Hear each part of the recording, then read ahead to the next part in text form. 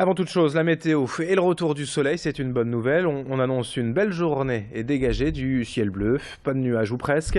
Les températures sont en légère baisse ce jeudi, mais restent bien au-dessus des valeurs de saison. 8 ou 9 degrés prévus pour les maximales. Le vent de nord pourrait quand même accentuer la sensation de fraîcheur aujourd'hui. On en reparle avec les prévisions complètes de Météo Service après le journal.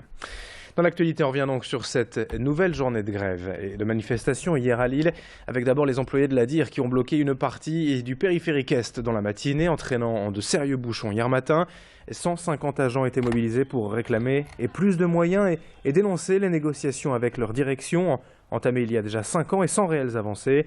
Ils se sont installés vers 8 h près de la sortie LM sur le boulevard périphérique Est et ont entraîné d'importantes difficultés de circulation jusqu'à 11 h.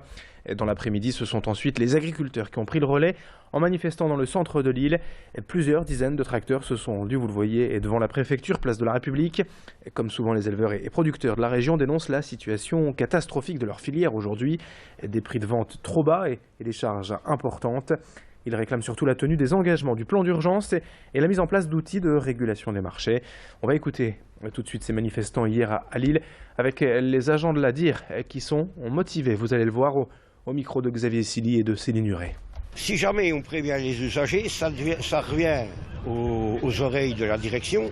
On a eu déjà des expériences où la direction a bloqué les centres avant pour pas que les agents puissent agir. Donc on ne peut pas faire autrement, malheureusement. Au bout d'un moment, quand on n'arrive plus à se faire entendre, malheureusement, on est obligé d'arriver à des extrêmes comme ça.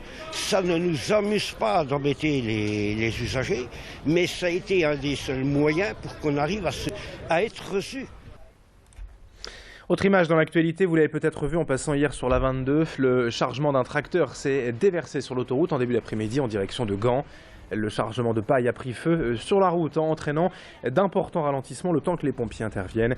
Aucun blessé heureusement à déplorer, mais plus de 2 heures d'intervention pour libérer la voie de circulation et donc de nombreux bouchons dans le secteur hier après-midi. Une autre info en bref, ce matin, une nouvelle zone d'accueil pour les migrants va ouvrir à Lefrancouc. Demain, une aire d'accueil des gens du voyage sera mise à disposition des migrants dans le cadre du plan Grand Froid. Les travaux d'installation des mobil-homes avec chauffage, douche et électricité sont en cours depuis le début de la semaine. 120 personnes pourront y être accueillies.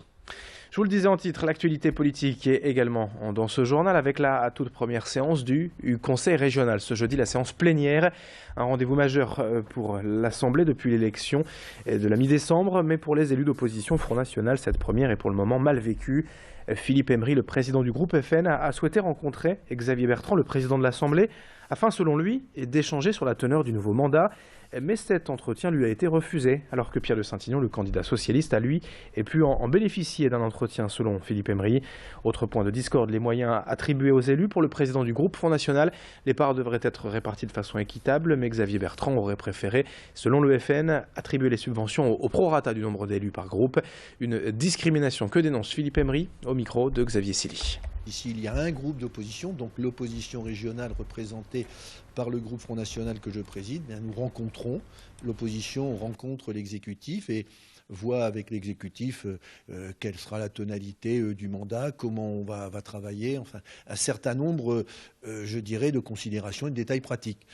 J'ai eu l'occasion d'accoster M. Bertrand à Calais lors de la présentation des vœux de la Chambre de commerce et d'industrie de Côte d'Opale. Et là, il m'a dit qu'il n'aurait pas le temps. Il n'aurait pas le temps avant la plénière. Et j'apprenais que le lendemain, il prenait le temps avec M. de Saint-Ignon d'évoquer l'ensemble des dossiers régionaux et de préparer la séance plénière pendant 2 heures. Une image encore pour vous signaler la présence du présentateur météo Louis Baudin hier à la FNAC de Lille. Il est venu pour présenter son nouveau livre « Quand la météo fait l'histoire », recueil de faits divers de ces dernières années dus à la météo et expliqué simplement. De la tempête Xynthia au réchauffement climatique en passant par la bataille d'Averdoin lors de la Seconde Guerre mondiale. Le météorologue reprend les événements marquants de l'histoire et son objectif c'est de montrer que la météo est souvent un facteur déterminant dans le déroulement de ces faits et que les évolutions météorologiques sont finalement assez naturelles. Une vingtaine de Lillois étaient au rendez-vous pour écouter ce célèbre présentateur météo. Clotilde Leguévac aussi était à la FNAC et elle a pu l'interroger. Avec ou sans réchauffement climatique, de toute façon, il faut s'attendre à des événements majeurs. Regardez, en 1910, il y a eu une crue majeure et c'est probablement le phénomène de ces 100 dernières années le plus violent et le plus fort qu'on ait connu. Et bien, tous ceux qui vivent aujourd'hui en France n'ont pas le souvenir de ça. On n'a pas connu un événement aussi tragique. Donc ça veut dire que quel que soit le réchauffement et ses conséquences, de toute façon, il faut s'attendre à vivre des événements météorologiques majeurs, malheureusement, qu'on n'a pas forcément connus depuis qu'on vit à l'échelle de sa propre génération. Donc ça, voilà, c'est quelque chose qu'il faut intégrer. Donc c'est quelque chose qu'il faut accepter. Et c'est vrai, vous me posez cette question-là parce qu'aujourd'hui, la société n'accepte plus ça. Et puis en sport, notez que l'on connaît désormais l'affiche de la Coupe de la Ligue. En finale, le LOSC affrontera donc le Paris Saint-Germain sans trop de surprise. Les stars parisiennes se sont qualifiées hier en battant Toulouse 2-0 et affronteront donc les Lillois le 23 avril prochain pour cette finale de la Coupe de la Ligue au Stade de France. On en reparlera bien sûr d'ici là. 7h21, tout de suite à suivre la météo et l'infotrafic sur Grand Lille TV. Merci de votre fidélité et très bon réveil.